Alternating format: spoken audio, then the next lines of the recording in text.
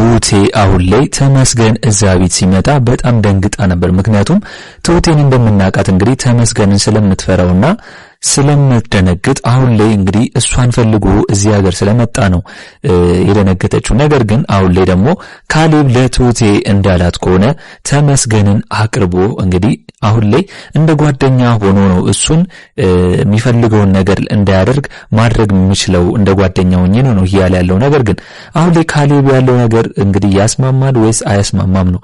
ኤደንም በጣም ደንግጣለች። ምክንያቱም ተመስገንን ሁሌ እዚህ ቤት እየመጣ እንግዲህ ቲናንም እያያት እንደገና እዚህ ቤት መምጣቱ ለትሁት አደጋ አይሆንባትም ብላችሁ ታስባላችሁ?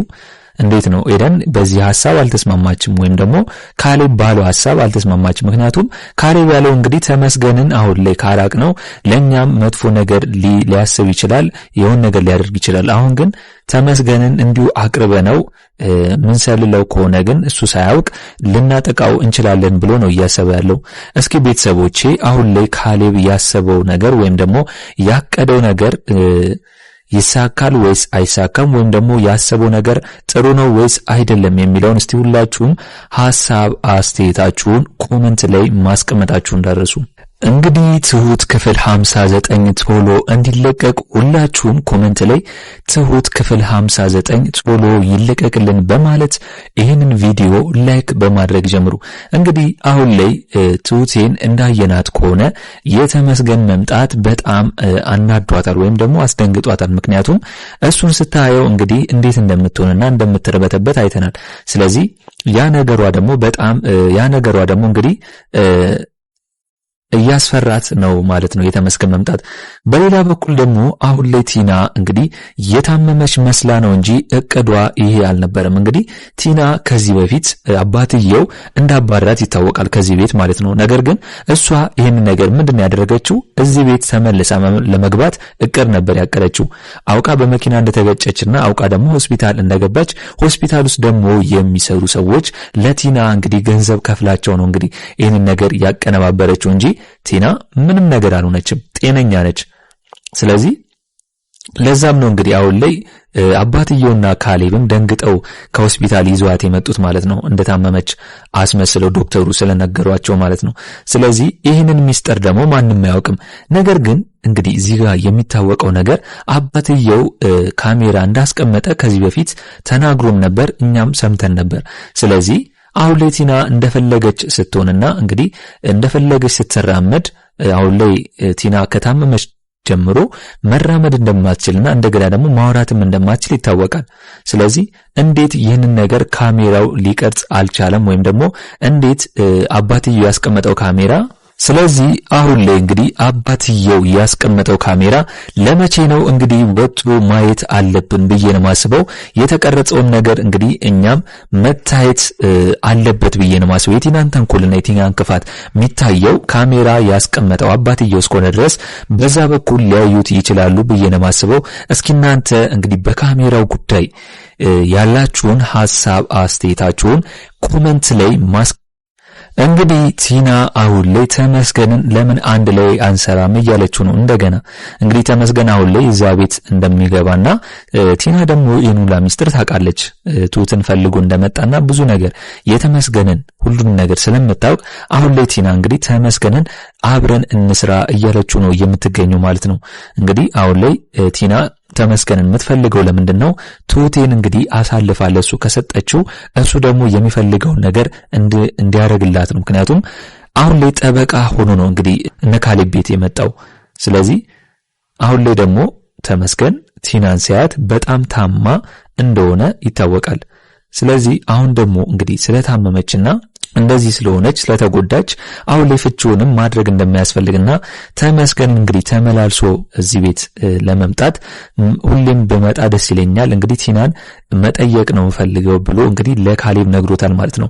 ካሌብ ግን እንግዲህ አሁን ላይ የተሰጠው ካራክተር ነው እንጂ ተመስገንን በዚህ ልክ ማቅረብና የሱን ነገር መጠየቅ አግባብ አይደለም ብዬ ነው ማስበው። እንግዲህ ካሌብ አሁን ላይ ተመስገንን ምን ብሎ ነበር ሲጠይቁ የነበረው እንዳያችሁት ከሆነ ተመስገን እንግዲህ ስለ ፍቅረኛው ከዚህ በፊት ነግሮት ነበር ስለ ትሁት እንግዲህ ስሟን ባይጠቅስም ነገር ግን እንግዲህ አሁን ላይ ፍቅረኛውን ፈልጎ እዚህ ሀገር እንደመጣና አሁንም ቦታውን እንዳገኘት ያለችበትን ቦታ እንዳገኘ ነው ለካሌብ እየነገረው ያለው። ስለዚህ ካሌብ ደግሞ ለምን አትዋትም እሷ ማታፈቅር ከሆነ ብሎ ቢጠይቀውም ነገር ግን ተመስገን በእንደዚህ አይነት ጉዳይ ውስጥ መቼም ቢሆን እንደማይመለስና እንግዲህ የሚያፈቅራት ሴት ደግሞ ሌላ ሰው እንዳትወድ ወይም ደግሞ ከሱ ውጪ ወደ ማንም ዞር ብላ እንዳትሄድ ነው ፍላጎቱ ማለት ነው። ስለዚህ አሁን ላይ ካሌብ የተመስገን ትክክለኛ እውነተኛ ወሬ ወይም ደግሞ ቁርጠኝነቱን ያወቀ ይመስለኛል ብዬ ነው ማስበው። ተመስገን አሁን ላይ ካሌብ አምኖት እንግዲህ ወይም ደግሞ የሱን ስራ እንደማያውቅ ነው የሚያውቀው እንጂ አሁን ላይ ካሌብ እንግዲህ የተመስገንን ስራ ወይም ደግሞ ትሁቴን ለመውሰድ እንደመጣና ለዚህ ነገር እንደሆነ አልገባውም።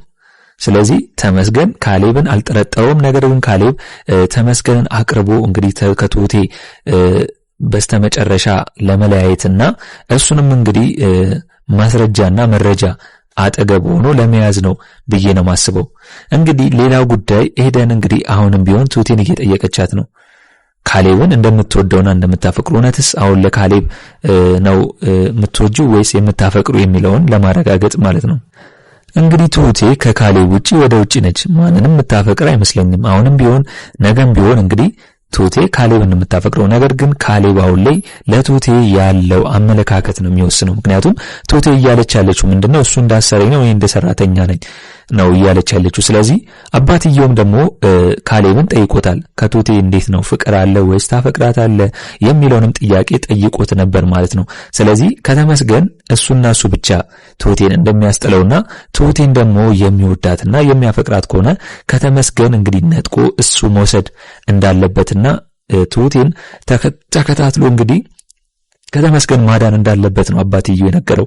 እንግዲህ አሁን ላይ ዳኒ ሁሉንም ነገር እየጨራረሰ ነው የሚገኘው፣ የሰርጉን ነገር ማለት ነው። ቤተሰብ ጋር ሄዶ ያለውን ነገር ጨራርሶ እንግዲህ አሁን ላይ ተመልሶ ከኤደን ጋር ሊጋቡ እንደሆነ ነው የተሰማው። ስለዚህ አሁን ላይ ደግሞ ኤደን እንግዲህ ትሁቴና ካሌብ የሚዋደዱና የሚፋቀሩ ከሆነ ሰርጋቸውን በአንድ ላይ ነው ማድረግ የፈለገችው ኤደን ማለት ነው። እኛም ቢሆን ደስ ይለናል።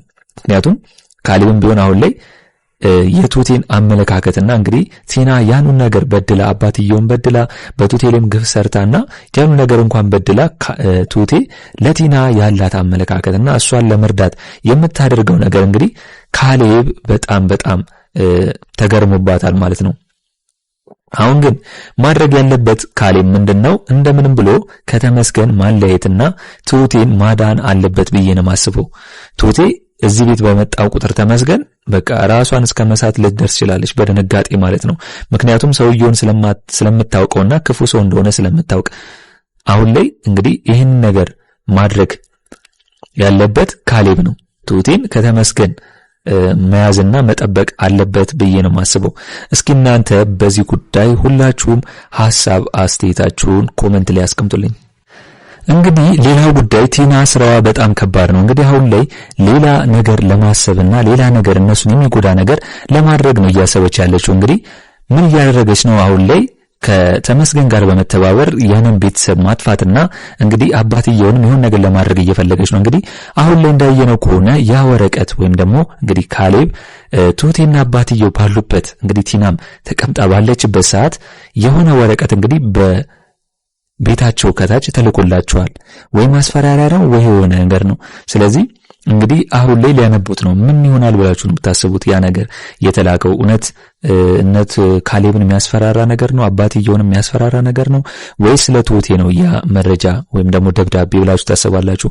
እንግዲህ አሁን ላይ ቲና በትሁቴ ላይ ብትነሳም ነገር ግን ተመስገን መቼም ቢሆን ቲናን እንግዲህ ከትሁቴ ራስ ላይ እንድትነሳና ከሷ አጠገብ መቼም ቢሆን እንዳትደርስ ነው እየነገራት ያለው። ምክንያቱም የሷ ሐሳብና ተንኮል ራሱ በጣም ከባድ እንደሆነ ተመስገን ተረድቶታል። ምክንያቱም እዚህ ቤት የመመለስ እቅዷን ያደረገችው እንግዲህ በመታመምና በመኪና በመገጨት ስለሆነ ይሁንላ ነገር ደግሞ የምታደርገው እንግዲህ ይሁንላ ሀብትና ንብረት የአባትየውን ለመውረስ ነው በካሌብ በኩል። አሁን ላይ ጋብቻቸውም እንዳለ ነው፣ አልተፋቱም። ስለዚህ ይህንን ነገር ደግሞ ካደረገች ቤቱን ለመውረስ አንድ እርምጃ ትቀድማለች ብዬ ነው ማስበው።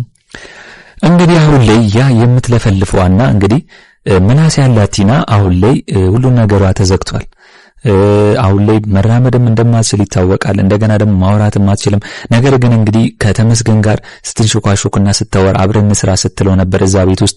አሁን ላይ የካሜራው ነገር ነው እስከዛሬ ድረስ ያልገባን ወይም ደግሞ ያላየነው ነገር ቢሆን ይሄ ነው። ደራሲው ይሄን ነገር ቢያሳየን እኛም ደስ ይለናል ብዬ ነው የማስበው። አባትየው ያስቀመጠው ካሜራ ይሄን ሙላ ነገር ከቀረጸ አሁን ላይ ቲና የእጇን ማግኘት አለባት ብዬ ነው የማስበው። ምክንያቱም ውሸታም ስለሆነችና አሁን ላይ ያደረገች ያለችው መጥፎ ነገር ስለሆነ በዚህ በካሜራ ውስጥ ደግሞ ስለሚቀረጽ ሁሉም ነገር የተመስገንም ሆነ የቲና መጨረሻቸው ይገኛል ብዬ ነው የማስበው።